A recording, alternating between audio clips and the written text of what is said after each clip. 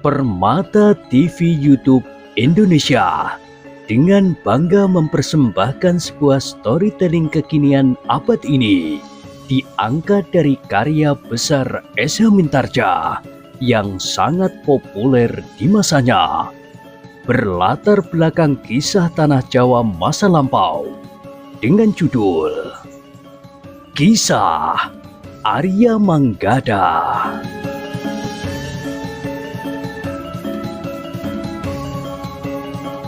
Pada kesempatan yang sangat baik ini, kita masuk pada episode yang ke-151. Selamat menikmati.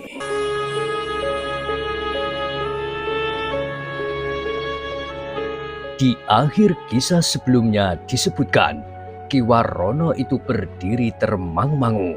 Sementara itu, Ki Pandi pun melangkah mendekat sambil berkata, "Ki Warono, aku memang sudah mendengar dari Delima apa yang Ki Warono katakan kepada Ki Krawangan. Jika aku menemui Ki Warono sekarang, aku berniat untuk membantu agar Ki Warono tidak selalu dibelenggu oleh keadaan." Ki Warono menarik nafas dalam-dalam, namun kemudian katanya, "Untuk waktu yang pendek ini, belum ada yang dapat aku lakukan, Kisanak. Aku berterima kasih atas sikapmu. Aku kira kau mendendamku, tetapi ternyata dugaanku keliru." "Baiklah Ki Warono, aku akan selalu menghubungi anak ini. Justru karena ia seorang gadis, maka ia akan luput dari pengawasan kawan-kawanmu." Ki Warono mengangguk-angguk. "Nah, sekarang bagaimana dengan kedua orang kawanmu itu?" Ki Warono termangu-mangu sejenak, namun kemudian katanya kepada Delima, "Menyingkirlah Delima. Aku akan menguburkan kedua orang kawanku ini di tepian. Aku tidak dapat berbuat lain." "Duduklah di atas batu itu," berkata Ki Pandi. "Aku akan membantu pamanmu. Kau tidak perlu melihat apa yang terjadi dengan kedua orang itu."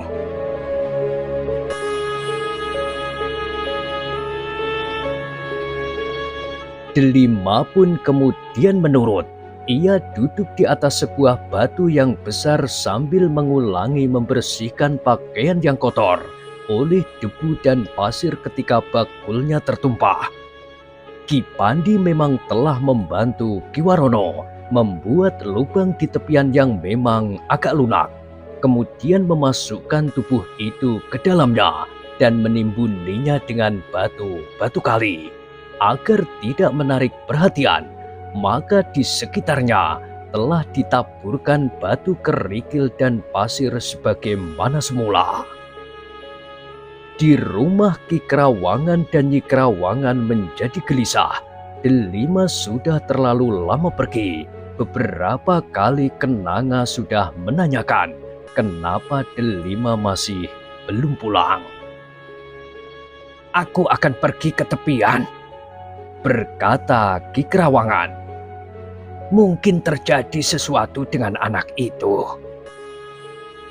"Anak itu memang keras kepala," desis ibunya. "Seharusnya ia tidak pergi ke sungai." Ki Krawangan pun kemudian bersiap-siap untuk pergi ke sungai. Tetapi justru karena suasana yang masih belum menentu, maka Ki Krawangan pun telah menyelipkan pedang di lambungnya. Tetapi demikian Ki Krawangan keluar dari regol halaman, maka dilihatnya Delima melangkah sambil menjinjing bakul berisi cuciannya. Ki Krawangan menarik nafas dalam-dalam, apalagi ketika ia melihat wajah Delima yang tidak memberikan kesan sesuatu yang menggelisahkan. "Ayah akan kemana?" bertanya Delima ketika ia melihat ayahnya berdiri termangu-mangu di depan regol halaman rumahnya. "Kemana saja kau Delima?" ayahnya ganti bertanya. Kami menjadi gelisah. Adikmu mulai merengek karena kau tidak segera pulang. Justru dalam suasana yang tidak menentu ini. Sekarang ayah akan mencari aku. Iya, aku akan menyusulmu ke tepian. Delima tersenyum.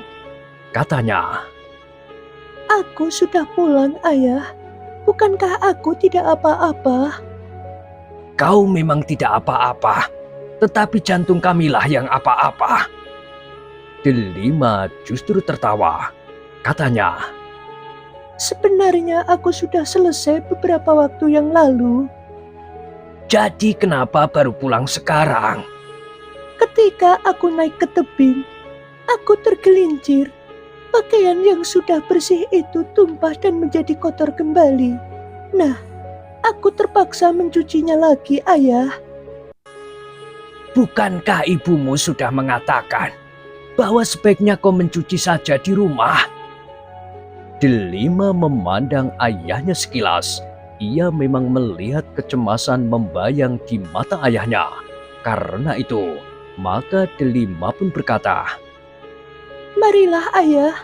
Mungkin ibu juga gelisah. tidak sekedar mungkin. Bukankah aku sudah mengatakan, seisi rumah menjadi gelisah.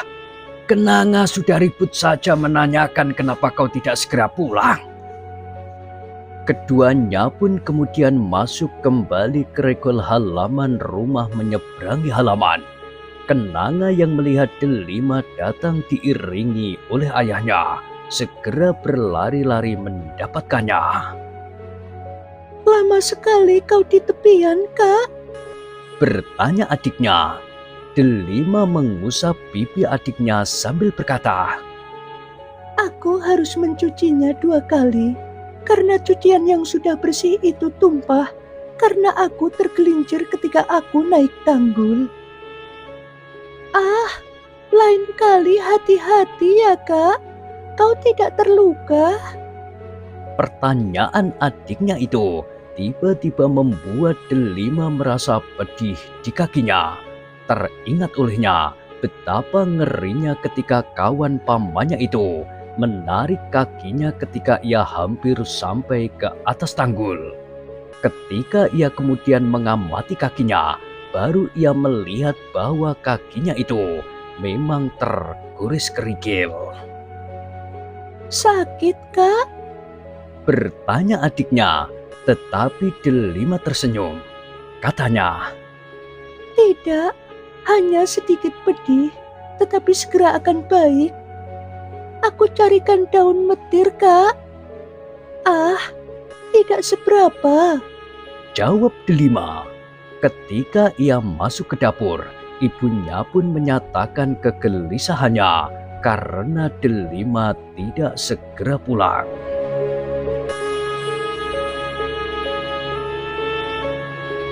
Ketika kemudian Delima menjemur cuciannya di belakang rumahnya, matahari telah menjadi agak tinggi. Ia memang terlambat pulang, namun yang terjadi di tepian membuatnya sedikit berpengharapan. Bukan saja tentang pamannya, tetapi justru seisi padukuhannya akan dapat menyadari jalan sesat yang telah mereka tempuh. Bahwa selama ini mereka sekedar menjadi alas untuk berpijak oleh seorang yang membenci kenyataan yang dialaminya. Kemudian dendamnya menebar ke lingkungan luas yang dapat dijangkaunya. Tetapi jalan itu tentu masih agak jauh. Pada itu, ketika Delima mendapat kesempatan untuk berbicara dengan ayahnya seorang diri, maka Delima pun telah menceritakan apa yang telah terjadi di tepian. Hampir saja ia menjadi korban kebiadaban orang-orang dari padepokan Kiai Banyu Bening. Untunglah bahwa pamannya melihatnya. Bahkan kemudian ternyata bahwa orang bongkok itu juga berada di tempat itu. Paman telah membunuh 2 orang kawannya, ayah. Ayahnya mengangguk-angguk. Namun kemudian katanya, dengan demikian, pamanmu ada dalam bahaya. Paman telah berbicara langsung dengan kakek bongkok itu, Ayah. Tetapi nampaknya Paman masih belum siap untuk mengambil langkah-langkah penting untuk meninggalkan padepokan. Iya, tentu tidak dapat dilakukan dengan serta-merta. Bukan karena pamanmu mencemaskan dirinya sendiri, tetapi pamanmu justru memikirkan nasib kita sekeluarga. Delima mengangguk-angguk. Dugaannya tentang pamannya ternyata keliru. Pamannya bukannya orang yang tidak berjantung, tetapi pamannya masih mempunyai perasaan wajar dan bahkan selalu memikirkan keselamatan adiknya.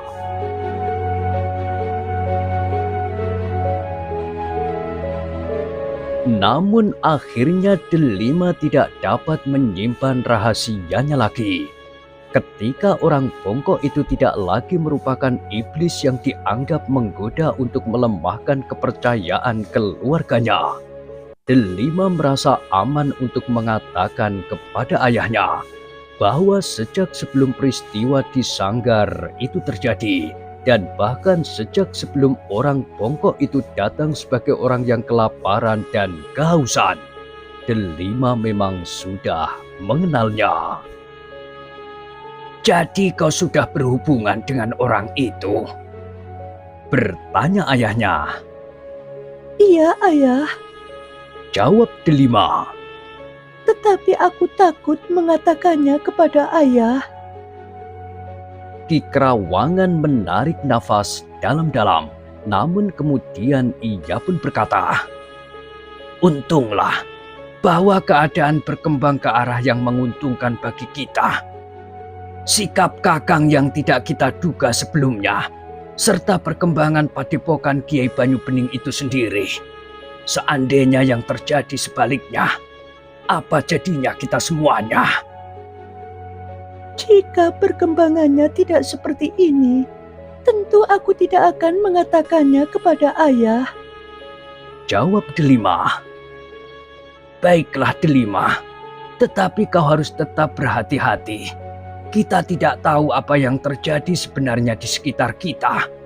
Kita tidak tahu apakah orang-orang lain di padukuhan ini mempunyai perasaan yang sama seperti kita.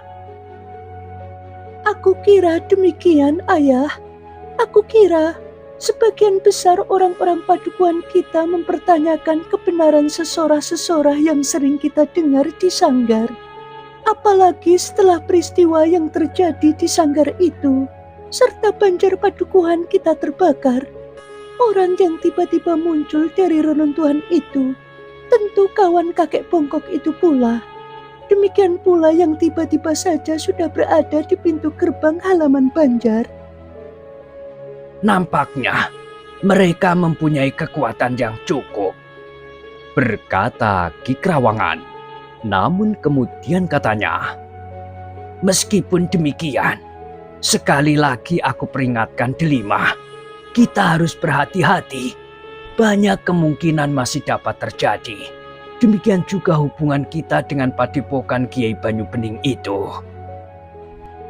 Delima mengangguk kecil, namun ia pun menyadari bahwa banyak hal yang tidak dapat diperhitungkan dahulu mungkin akan terjadi.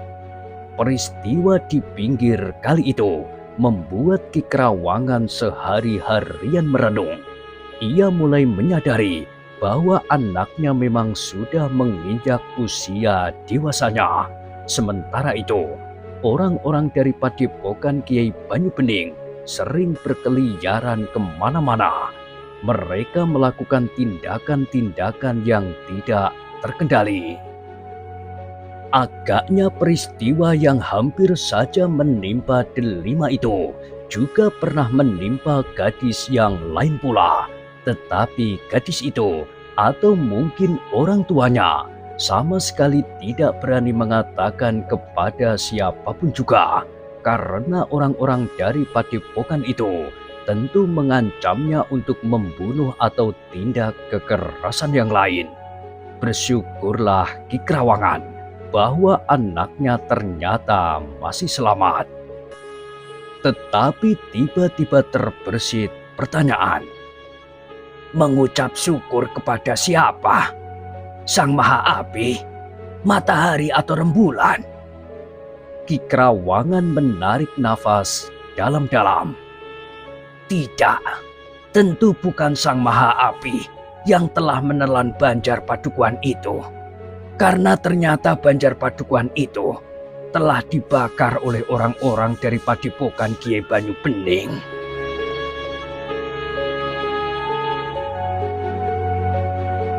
Dalam pada itu, dari hari ke hari, orang-orang Padukuhan itu masih tetap merasa tegang.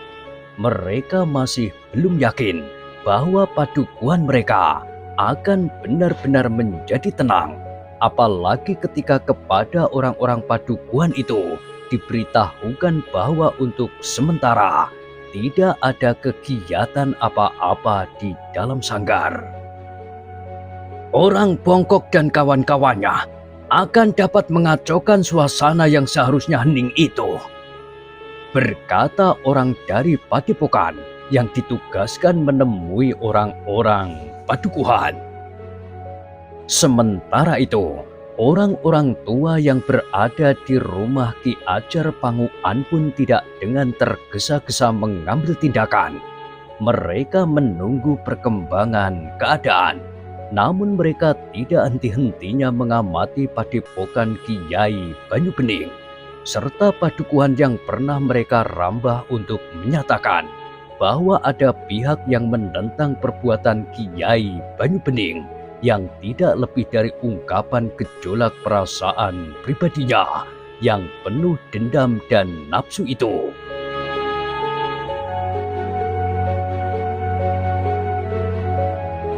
Di hari-hari berikutnya, ternyata Ki Pandi pun masih juga sering menemui Delima di pinggir kali.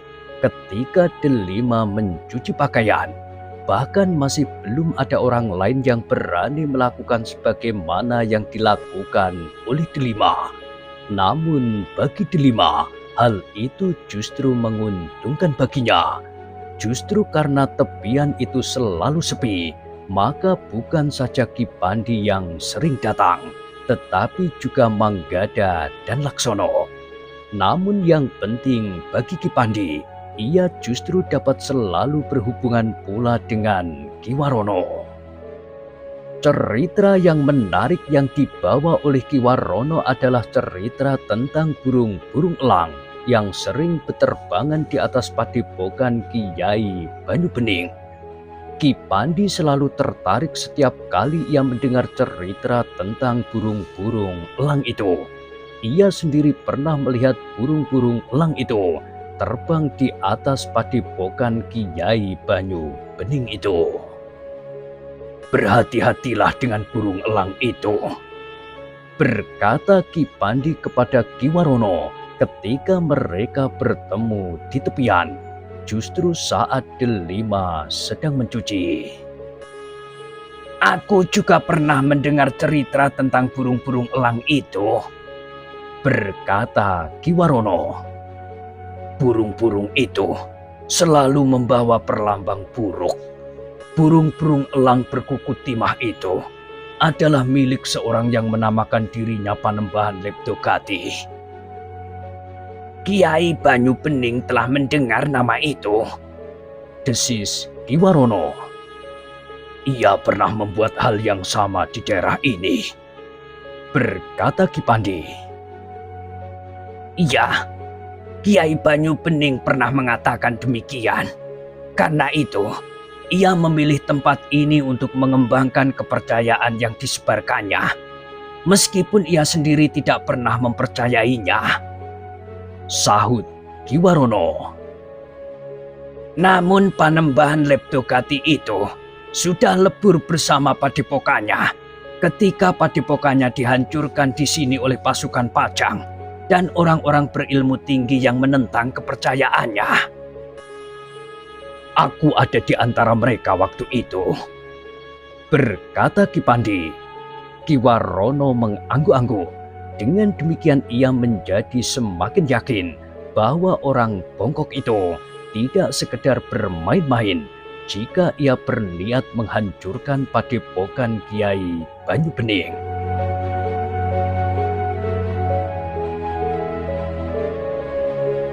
Berhati-hati sajalah, pesan Ki Pandi.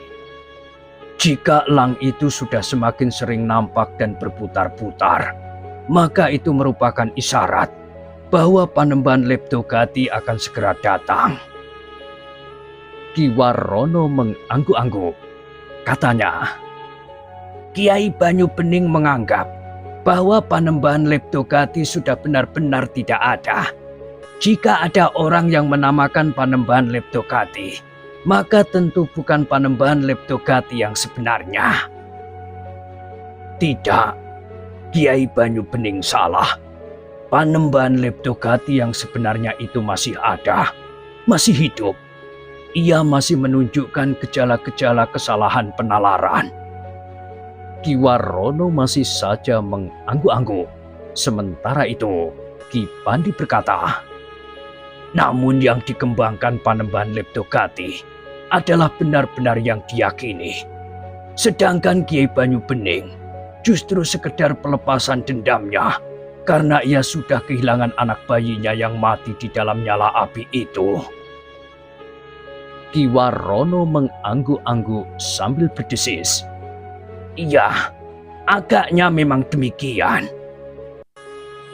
Dengan demikian, maka dari sisi keyakinan, Panembahan Leptogati masih lebih jujur dari Kiai Banyu Bening. Tetapi sayang, bahwa keyakinan Panembahan itu pun merupakan keyakinan yang sesat. Berkata Ki Pandi. Ya, jawab Ki Warono. Tetapi aku tidak tahu, apakah aku dapat memberi peringatan kepada Ki Banyu Bening. Kaulah yang mengetahui kemungkinan itu. Tetapi untuk melengkapi keteranganku tentang Panembahan Leptogati, aku beritahukan bahwa aku telah bertemu dan bertempur melawannya dalam memperebutkan pusaka-pusaka yang berada di tangan Kiai Gumroh dari sebuah perguruan yang murid-muridnya sebagian besar menjadi pembuat dan pedagang gula kelapa. Ki Warono mengerutkan dahinya sambil bertanya, kau telah bertempur melawan Panembahan Leptogati? Ya, sudah beberapa kali aku alami. Tetapi aku tidak pernah berhasil mengalahkannya, apalagi menangkap atau membinasakannya. Karena itu, maka aku yakin bahwa Panembahan Leptogati itu masih ada sampai sekarang. Elang-elang itu adalah pertanda dari perhatiannya kepada padepokan Kiai Banyu Bening. Aku tidak tahu apakah Kiai Banyu Bening memiliki kemampuan sebagaimana Panembahan Leptogati. Kiai Banyu Bening juga seorang yang berilmu sangat tinggi. Tetapi aku juga tidak tahu apakah ia mampu mengimbangi Panembahan Leptogati, karena aku belum pernah menyaksikan ilmunya. Ki Pandi pun kemudian berkata, baiklah, aku minta kau dapat memberitahukan kepadanya, langsung atau lewat delima setiap perkembangan yang terjadi di padepokanmu, juga dalam hubungannya dengan Panembahan Leptogati. Ki Warono mengangguk-angguk, namun kemudian ia pun minta diri meninggalkan Ki Pandi dan delima di tepian.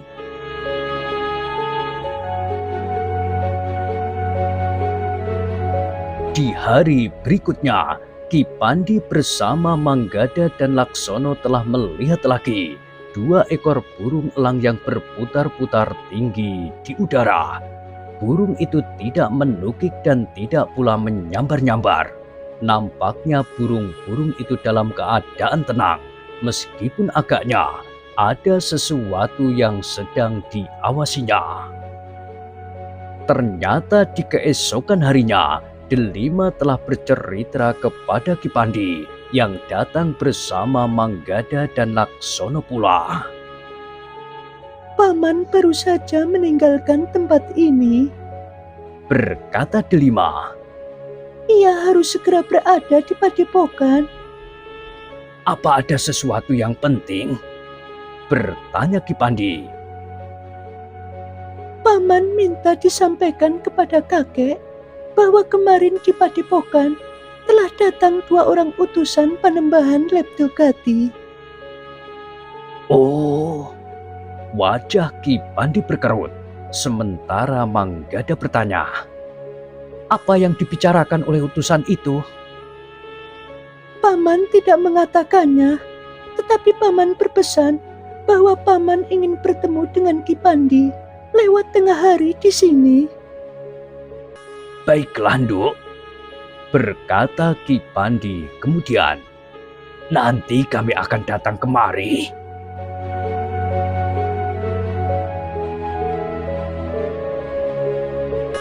Apakah aku juga harus datang kemari, Kek? Bertanya Delima. Ah, tentu tidak, jawab Ki Pandi. Keadaan menjadi makin gawat, Nduk. Persoalannya tidak lagi terbatas antara Padepokan Kiai Banyu Bening dengan kakek yang bongkok ini, tetapi melihat Panembahan Leptogati pula. Delima dapat mengerti keterangan Ki Pandi itu. Karena itu maka ia pun menjawab. Baiklah, Kek. Tetapi besok pagi aku akan berada di sini lagi. Tetapi kau harus melihat suasana, Delima. Jika suasananya tidak memungkinkan, maka kau harus tetap tinggal di rumah. Yang perlu kau ketahui, Delima, para pengikut Panembahan Leptogati tidak kalah liarnya dengan orang-orang Padepokan Kiai Banyu Bening. Bahkan kemampuan orang-orangnya agak lebih tinggi dari orang-orang Padepokan itu. Delima mengangguk-angguk. Katanya, Baik, Kek. nah, sekarang jika kau sudah selesai, pulanglah. Keadaan lingkungan ini benar-benar menjadi semakin gawat, berkata Ki Pandi. Ternyata Delima menuruti nasihat itu. Ia pun segera mengemasi cuciannya dan kemudian menjinjingnya. Ketika ia mulai naik tanggul, maka Laksono telah menyusulnya sambil berkata, marilah aku bawakan bakul itu. Aku sudah terbiasa membawa bakul sambil memanjat naik. Tetapi jika ada yang membantumu, bukankah itu lebih baik? Delima tidak menolak ketika Laksono kemudian mengambil bakul cucian itu dari tangannya. Manggada hanya memandanginya saja sambil tersenyum. Tetapi ketika Delima sudah sampai di atas tanggul, maka ia pun berkata, Sudahlah, biar aku membawa bakul itu. aku antar kau sampai ke rumahmu, berkata Laksono. Tetapi Delima berkata, Bukankah keadaan sekarang menjadi semakin gawat? Jika aku pulang bersama seseorang, maka tentu akan sangat menarik perhatian. Meskipun kita dapat mengabaikan perhatian tetangga-tetangga, tetapi tentu kita tidak dapat mengabaikan perhatian orang-orang Padepokan dan mungkin para pengikut Panembahan Leptogati itu. Laksono tersenyum masam, tetapi ia sempat juga berkata, bagaimana jika kita juga mengabaikan perhatian orang-orang Padepokan Kiai Banyu Bening dan para pengikut Panembahan Leptogati? Mungkin akibatnya tidak terasa bagimu, tetapi bagiku, bagi keluargaku. Laksono tertawa. Katanya, ah, bukankah aku tidak bersungguh-sungguh? Wajah Delima berkerut, tetapi ia pun kemudian tertawa pula. Sampai besok. Desis Delima. Ketika Delima kemudian menjadi semakin jauh dan mendekati padukuhannya, maka Laksono pun segera turun kembali ke tepian. Bertiga mereka meninggalkan tepian. Mereka akan kembali lagi sesuai dengan pesan Ki Warono lewat tengah hari.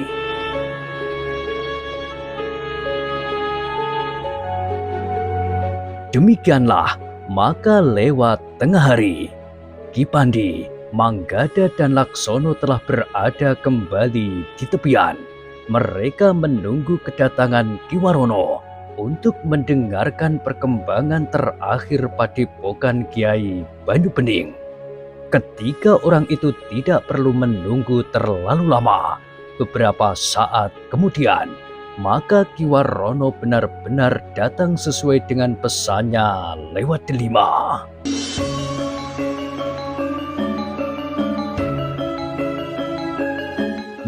Nah, bagaimanakah kisah selanjutnya? Silakan ikuti terus kisah Arya Manggada pada kesempatan berikutnya. Sampai jumpa.